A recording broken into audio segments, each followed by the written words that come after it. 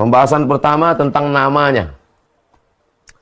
Namanya disebut dengan Al-Fatihah. Artinya pembuka. Karena ketika Al-Quran dibuka, dialah yang pembuka di awal. Al-Fatihah.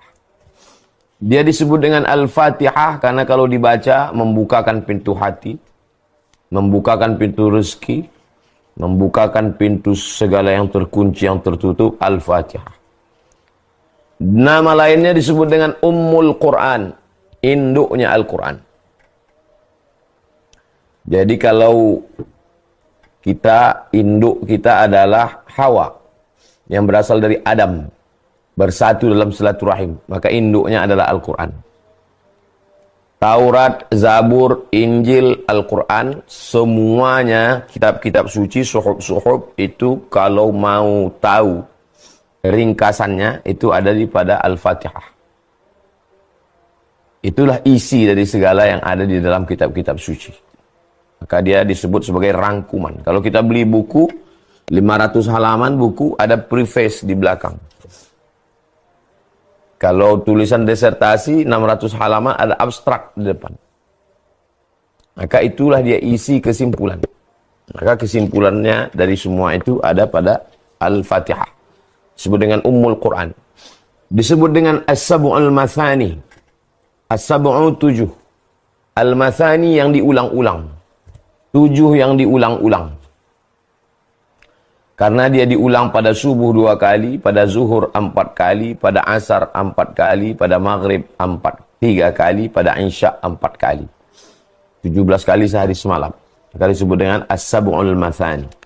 Itu tentang namanya. Yang kedua tentang keutamaannya. Tidak ada surat yang diturunkan sebelumnya di dalam Taurat, di dalam Zabur, di dalam Injil, di dalam suhuf seperti keutamaan surat Al-Fatihah. Karena dia merangkum kalimat yang ringkas, singkat, padat, dijabarkan merangkum semua aspek. Aspek hukumnya ada, aspek akidahnya ada, aspek fikihnya ada, aspek sejarahnya ada, aspek doanya ada. Nah, jadi singkat, padat, bermakna. Ini tentang keutamaannya. Dia dipakai sebagai tawassul dalam berdoa. Lahazihin niyah, untuk niat ini Al-Fatihah. Kenapa? Ya ayyuhalladzina amanu, hai orang beriman, ittaqullah, takullah kepada Allah, wabtaghu ilaihil wasilah. Carilah wasilah antara kita dengan Allah. Wasilah yang paling bagus adalah amal soleh.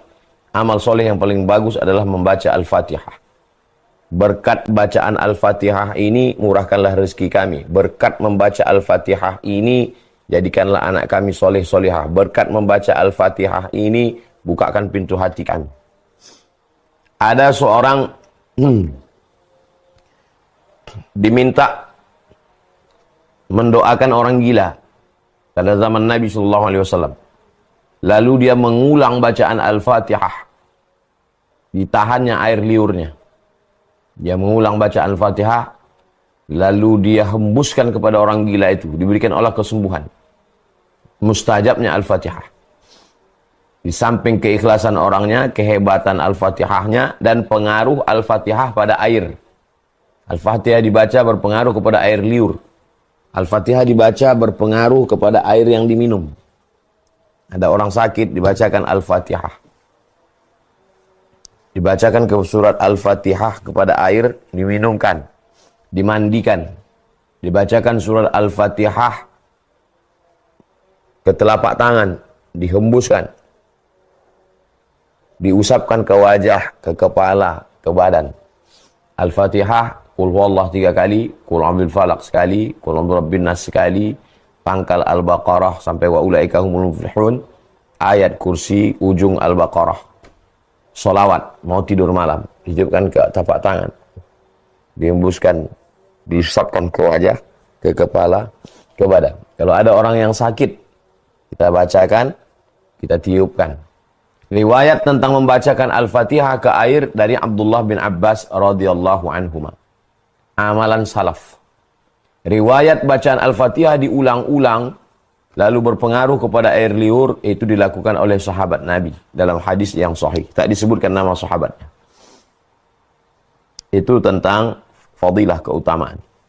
Pembahasan yang ketiga adalah Bismillahirrahmanirrahim. Bismillahirrahmanirrahim. Dalam mazhab Syafi'i ayat yang pertama. Mazhab Hanafi ayat yang pertama. Mazhab Hambali ayat yang pertama. Bismillahirrahmanirrahim. Ayat yang pertama. Itulah mengapa setelah Bismillahirrahmanirrahim, maka dia, ini mushaf tahajud. Maka besar. Bismillahirrahmanirrahim. Ayat yang pertama. Nomor 1. Tapi kalau mushafnya Maroko itu mazhabnya Maliki, Bismillahirrahmanirrahim tidak ada nomor 1-nya.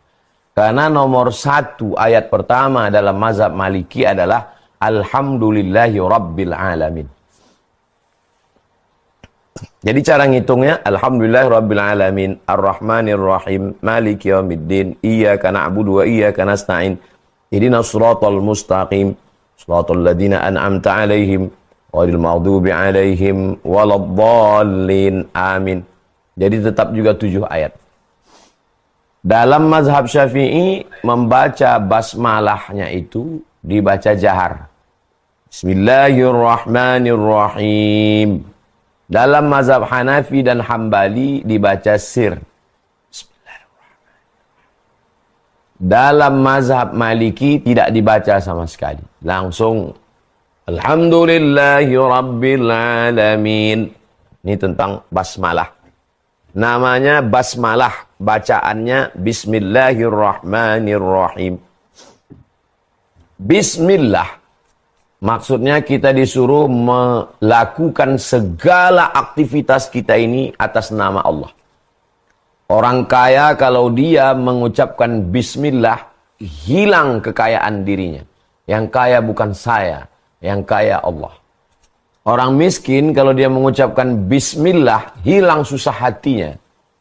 Aku miskin, tapi ada Allah bersamaku yang maha kaya. Kaifa akunu faqiran wa ana abdul ghani. Bagaimana mungkin aku miskin sedangkan aku hamba dia yang maha kaya. Orang yang mau putus asa, kalau dia ucapkan Bismillah, hilang putus asanya. Orang yang terlalu bersemangat ketika dia katakan Bismillah, hilang takbur sombongnya. Semua perbuatan yang diawali dengan Bismillah menjadi ibadah. Tidur, Bismika Allahumma ahya wa amut. Makan, Bismillah Allahumma barik lana fima razaqtana wa qina azabannar. Berhubungan kelamin, menyebut nama Allah. Mau tidur malam, menyebut nama Allah. Mau masuk ke toilet, ke WC, tempat najis, busuk, menyebut nama Allah. Bismillah. Allahumma inni a'udzubika minal khubuthi wal khaba'ith. Maka semua aktivitas yang tidak kita anggap sebagai ibadah, bukan sholat, bukan zakat, bukan puasa, bukan haji, bukan umroh, bukan jihad, aktivitas sehari-hari, ke kantor, membesarkan anak, menyuapkan makan, memasak, Bismillah, Bismillah, Bismillah, Bismillah, Bismillah. Pembahasan yang keempat, Ar-Rahman. Ar-Rahman diambil dari kata rahmah. Rahmah artinya kasih sayang. Rahman, semua mendapatkan kasih sayang Allah. Yang minum khamar, kenapa dia tidak mati sekarang? Karena dia masih dapat kasih sayang Allah. Yang musyrik, dapat kasih sayang Allah. Yang kafir, dapat kasih sayang Allah. Hewan, binatang, serangga, semua yang melata, dapat. Kenapa? Ar-Rahman. Pembahasan yang keempat, Ar-Rahman. Pembahasan yang kelima, Ar-Rahim. Rahman dengan Rahim asalnya sama-sama rahmah. Akar katanya sama-sama 3 huruf. Ra, ha, mim. Rahima. Rahima yarhamu rahmatan rahimun marhumun. Orang yang mendapat rahmat marhum. Maka kita selalu menyebut al-marhum. Atau rahimahullah. atau Allah yarham. Di Malaysia selalu dipakai Allah yarham. Kalau menyebut nama ulama selalu disebut Al-Imam Syafi'i rahimahullah. Kalau masih hidup, hafizahullah. Itu tradisi saja. Kalau ada orang hidup kita katakan rahimakumullah. Tidak salah, baik, rahmat. Kita mau masuk masjid minta rahmat Allah. Allah maftahli abwaba rahmatik. Malaikat selama kita masjid mendoakan kita rahmat. Allah maghfirlahu warhamhu. Ketika bertemu yang kita mintakan rahmat. Assalamualaikum warahmatullah. Ketika kita duduk antara dua sujud minta rahmat. Rabbighfirli warhamni. Kenapa orang yang tidak beribadah rezekinya lancar? Kenapa orang yang kafir masih hidup? Rahman. Tapi ada yang hanya untuk orang beriman saja. Rahim. Makanya kata Ghafur tidak pernah disandingkan dengan Rahman. Tapi selalunya berpadan dengan Rahim. Bil mu'minina ra'ufun rahim. Kepada siapa? Kepada orang beriman. Ghafurur rahim. Pengampun. Kepada siapa? Rahim, orang beriman. Ghafurur rahima. Menghapuskan dosa. Dosa siapa? Orang beriman. Di awal Al-Quran tidak disebut Bismillahil-Azizil Jabbar. Dengan nama Allah yang maha perkasa. Yang maha berkuasa. Tidak. Tapi yang ditampakkan adalah Bismillahirrahman. Allah tidak ingin kita ketakutan. Allah ingin kita berharap rahmatan.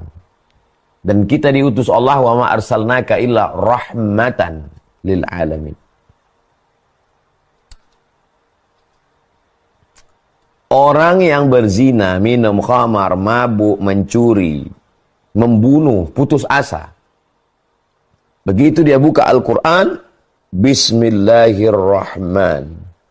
In the name of Allah, most gracious, most merciful.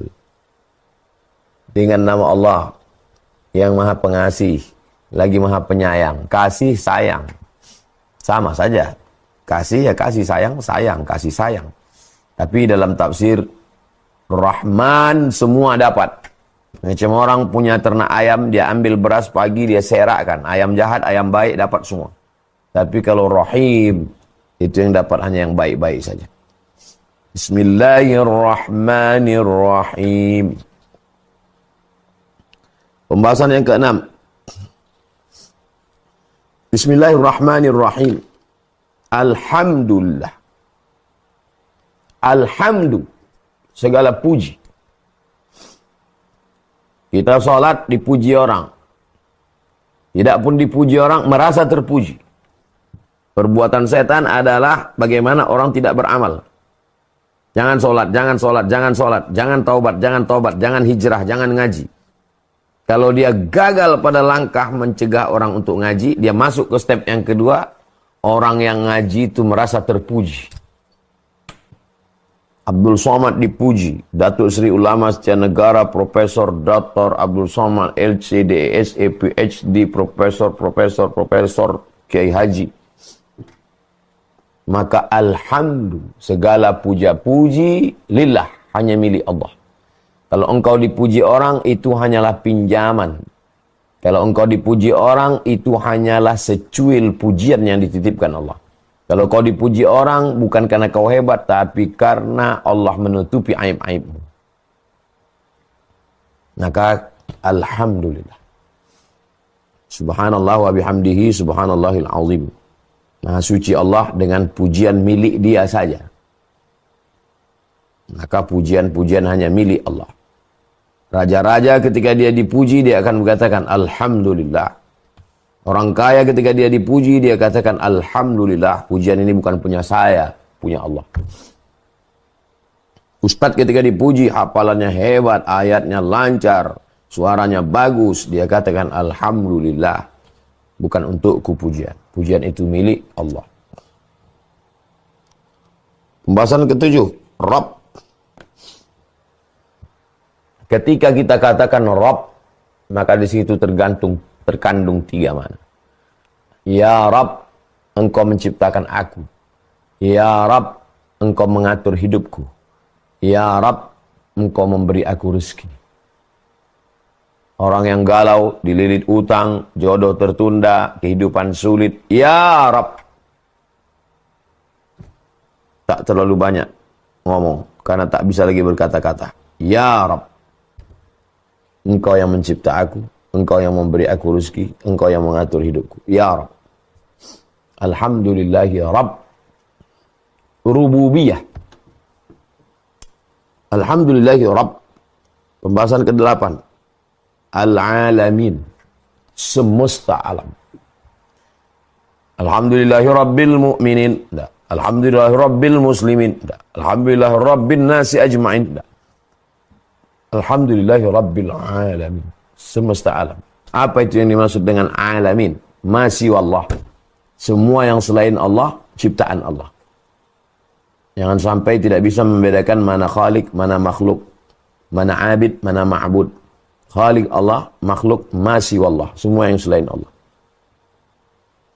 Alhamdulillahi Rabbil alamin. Pembahasan ke-9. Ar-Rahmanir Rahim. Kenapa diulang 2 kali? Bismillahirrahmanirrahim. Ar-Rahmanir Rahim. At-tikrar li taukid kaedahnya. Pengulangan itu mengandung makna penekanan. Saya besok datang, saya besok datang, saya besok datang. Maksudnya, saya amat sangat pasti datang. Insya Allah. Ar-Rahmanir Rahim. Alhamdulillahi Rabbil Alamin. Ar-Rahmanir Rahim. Pembahasan ke-10. Maliki. Pemilik. Penguasa. Kalau dibaca panjang pakai qiraat Hafs, Maliki Yaumiddin. Tapi kalau dibaca mengikut qiraat Warsh, Maliki Yaumiddin. Malik artinya raja. Al-Malik Abdul Aziz, King Abdul Aziz. Al-Malik raja, penguasa. Malik pemilik. Dialah pemilik. Malik. Yang membuat kekecewaan adalah rasa memiliki. Semakin besar rasa memiliki, semakin dalam kekecewaan. Maka orang yang mengerti hakikat Al-Fatihah, hilang kepemilikannya. Semua milik Allah. Bapak orang kaya, rumahnya mewah, duitnya banyak, jabatannya tinggi. Maliki. Bukan punya saya. Allah pemilik. Popularitas, kekuasaan merusak. Fir'aun merasa dia yang berkuasa. Namrus merasa dia berkuasa. Haman merasa kecerdasan itu punya dia. Qarun merasa harta itu punya dia. Obatnya di Al-Fatihah ini. Malik. Pemilik itu Allah, bukan kamu. Baik dibaca sebagai Malik atau sebagai Malik. Raja. Kita bukan raja, kita rakyat jelata, kita bukan apa-apa. Hai raja-raja, raja Persia, raja Romawi, kalian bukan raja. Malik Yaumiddin. Allah ya, raja segala raja. Raja di raja. Berkumpul semua raja-raja, dialah induk dari segala raja. Malik. Dan dia yang memiliki. Kata raja, ini milik saya, wilayah kekuasaan saya. Jangan kamu menginjakkan kaki di sini. Kalau kamu injakkan kaki di sini, tentara saya akan memancung kepala kamu. Malik, dia pemilik. Malik, dan dialah rajanya. Pembahasan ke-11. Yaumiddin. Yaumiddin, hari akhirat. Hari pembalasan. Hari nanti ketika kita menghadap Allah Subhanahu wa ta'ala. Bagaimana seandainya akhirat itu tidak ada? Hei orang-orang yang sholat, orang-orang yang puasa, orang-orang yang pakai jilbab, orang-orang yang takut sama Tuhan. Bagaimana nanti kalau seandainya kita mati dan ternyata akhirat itu tidak ada, surga itu tidak ada, neraka itu tidak ada. Betapa menyedihkannya kalian. Enggak mabuk, enggak zina, enggak sakau, enggak judi online. Waduh, kalian sudah meninggalkan kenikmatan. Gimana kalau ternyata akhirat itu enggak ada? Ditanyakan pertanyaan itu kepada Syekh Ahmad Didat. Syekh Ahmad Didat, bagaimana kalau nanti ternyata akhirat itu tidak ada dan Tuhan tidak ada, surga tidak ada. Syekh Ahmad Didat tersenyum menjawab, kekecewaan saya tidak lebih dahsyat daripada kekecewaanmu kalau ternyata nanti neraka itu ada. Saya tidak minum khamar, saya tidak menjudi, saya tidak berzina. Baik untuk saya. Tapi kamu yang berjudi, berzina, minum khamar, mengganggu bini orang, merusak silaturahim, meracun ikan, membakar hutan, menghancur, merusak dunia. Ternyata akhirat itu ada, ternyata surga itu ada, dan ternyata neraka itu ada. Kekecewaanmu jauh lebih dalam daripada saya. Orang yang yakin akhirat, kalau dia kaya, dia tidak akan sombong. Kenapa? Karena ada surga yang lebih hebat. Orang yang yakin akhirat, kalau dia miskin, dia tidak akan putus asa. Kenapa? Karena susahnya di sini, ada yang lebih susah lagi nanti di sana. Apa dia? Mempertanggungjawabkan segala amal. Orang yang jadi milioner sekarang, dia tidak merasa apa-apa. Kenapa? Karena nikmat surga mala a'yunun ra'at, belum pernah dilihat mata, wala udhunun sami'at, belum pernah didengar telinga, wala khatara ala qalbi bashar, belum pernah terlintas di hati dan pikiran manusia. Orang yang melepuh kulit tangannya, terbakar kulitnya untuk mencari gaji satu hari 50.000. Setelah bekerja 1 bulan hanya mendapatkan 1.500.000. Lalu kemudian gajinya itu diambil oleh mandornya, dipotong, disunat. Potong itu, potong ini, gaji kamu. Kalau mau ambil, nggak mau, nggak usah. Dia tersenyum. Kenapa dia tersenyum? Ada akhirat. Akhirat membuat orang tidak putus asa. Dengan meyakini akhirat, orang menjadi kuat. Kenapa orang bisa stres, depresi, bipolar, putus asa, bunuh diri? Karena menganggap dunia inilah segalanya. Kalau dia kaya, dia akan mabuk semabuknya, berzina sezina-zinanya, karena dia anggap inilah kenikmatan yang paling besar. Dan kalau dia kecewa, gagal, dia akan stres, depresi. Orang beriman, kalau dia berhasil, ini hanya baru DP-nya saja. Malik Yaumiddin, nanti di akhirat lebih hebat, lebih dahsyat. Malik Yaumiddin. 9. 12. Iyyaka na'budu. Iyyaka na'budu. Kepada engkau kami menyembah. Beribadah kami hanya kepada engkau. Kami tidak beribadah kepada pohon kayu, tidak beribadah kepada lembu, tidak beribadah kepada batu, tidak beribadah kepada hantu, tidak beribadah kepada kamu. Iyyaka na'budu. Kami hanya beribadah kepada Allah. Kami menghambakan diri kami mengabdikan diri kami. Na'budu diambil dari kata ain ba'dal abdun. Abdun artinya hamba. Kalau hamba pasti ada tuannya. Kalau saya seorang hamba, saya punya anak saya milik tuan saya. Kalau saya seorang hamba, saya bekerja, saya dapat gaji saya milik tuan saya. Kalau saya seorang hamba, maka seluruh diri saya milik tuan saya. Sampai saya menebus diri saya. Penghambaan dalam Islam dihilangkan secara perlahan. Akhrajan nasa min ibadatil. Manusia dikeluarkan dari menyembah manusia kepada menyembah Rabbil Ibad. Rabbnya para hamba. Sebelumnya orang menyembah manusia, orang kaya disembah, orang sakti disembah. Setelah Islam datang, mengeluarkan manusia dari penyembahan kepada manusia, menyembah kepada Rabb yang menciptakan manusia. Iyyaka na'budu. 13. Wa iyyaka nasta'in. Kepada engkau juga kami minta tolong. Hidup ini penuh dengan kesulitan. Hidup ini seperti berlayar di atas samudra yang luas, kaki tidak menginjak ke bawah, langit tak berpegang. Ombaknya kencang, angin puting beliung, karangnya tajam. Kemana meminta? Nasta'in. Kami hanya minta tolong kepadamu.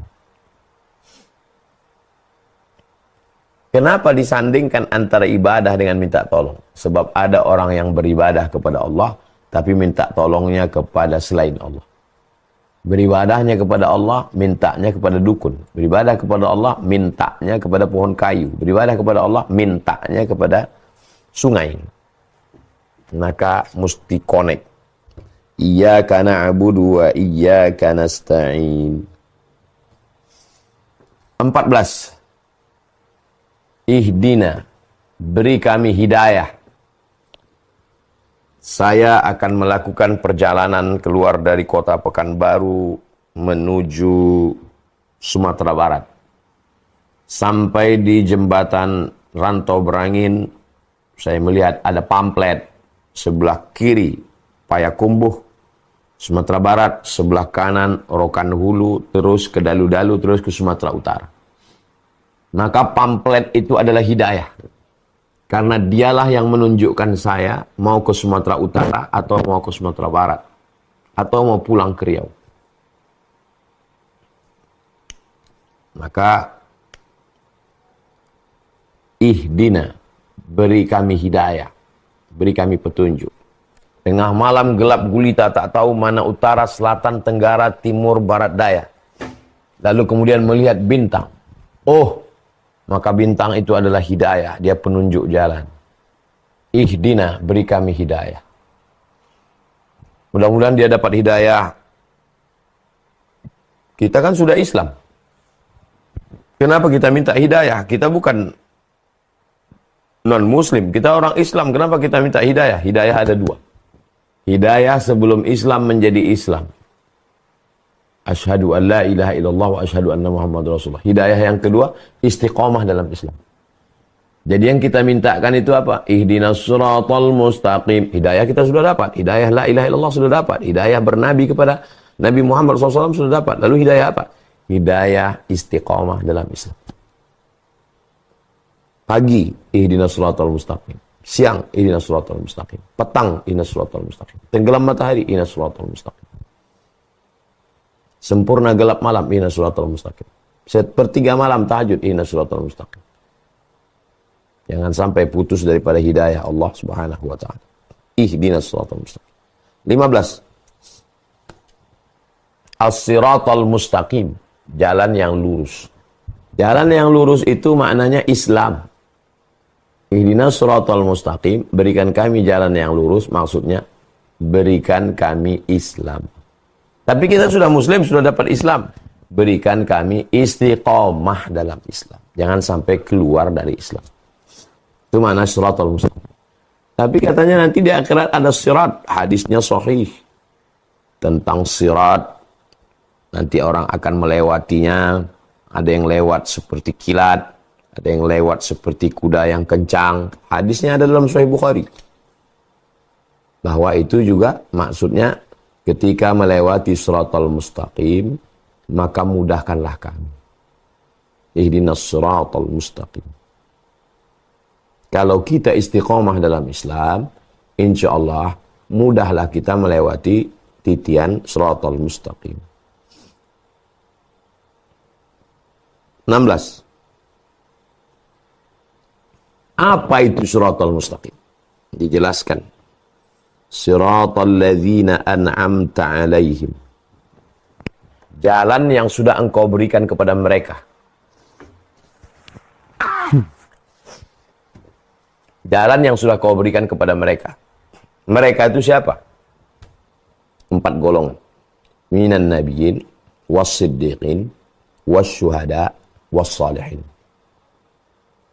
Nabiyyin, nabi-nabi. Siddiqin, orang yang benar. Syuhada, orang yang mati syahid. Salihin, orang-orang yang soleh. Berikanlah kami jalan. Jalan yang mana? Jalan yang sudah kau berikan kepada nabi-nabi, siddiqin, syuhada, sholihin. Jalan apa itu? Jalan Islam. Jalan yang kita minta adalah jalan Islam. Tidak ada kontradiktif antara siratal mustaqim Islam dengan siratal mustaqim nanti di akhirat melewati sirat. Malah itu ada korelasi yang sangat ketat. Kalau kita menjalani Islam dengan benar di sini, maka mudah nanti di siratal mustaqim di sana. Kenapa gagal melewati siratal mustaqim di sana, masuk neraka, terpleset, jatuh? Karena tidak istiqomah dalam siratal mustaqim di sini. Ihdinas siratal mustaqim. 16, siratal ladzina an'amta 'alaihim. 17. Ghairil maghdubi 'alaihim, bukan orang yang kau murkai. Dalam hadis dikatakan siapa itu maghdub? Yahudi. Bukan orang yang engkau murkai, orang Yahudi. Kenapa Yahudi dimurkai? Karena sebelum Nabi Muhammad datang, mereka mau ngikut Nabi akhir zaman. Wa kanu min qablu yastaftihuna 'ala alladhina kafaru. Sebelum Nabi Muhammad datang, mereka selalu berdoa kepada Allah, Allahumma ansurna 'alaihim bin nabiyil mab'uts akhiraz zaman. Ya Allah, tolonglah kami berperang melawan Bani Ghatafan, menangkan kami berkat Nabi akhir zaman yang engkau akan kirim nanti. Maksudnya Nabi Muhammad. Sebelum Nabi datang, mereka sudah selalu bertawasul menyebut-nyebut nama Nabi. Falamma ja'ahum ma'arafu kafaru bih. Ketika orang yang mereka kenal itu datang, kafaru bih. Justru mereka kafir, ingkar. Maka mereka disebut maghdub. Mereka orang yang dimurkai. Ayat 17. Poin 17. Poin ke-18. Waladdallin. Nasara. Kenapa mereka disebut dhalin, sesat? Karena mempertuhankan yang tidak layak menjadi Tuhan. Kalau Yahudi, dia tetap menyembah Allah, tapi tidak mau menerima Nabi Muhammad SAW. Kalau dhalin, Nasara, mempertuhankan manusia, maka disebut dengan dhalin, sesat. Ghairil maghdubi 'alaihim waladdallin. 19. Amin artinya istajib du'aana.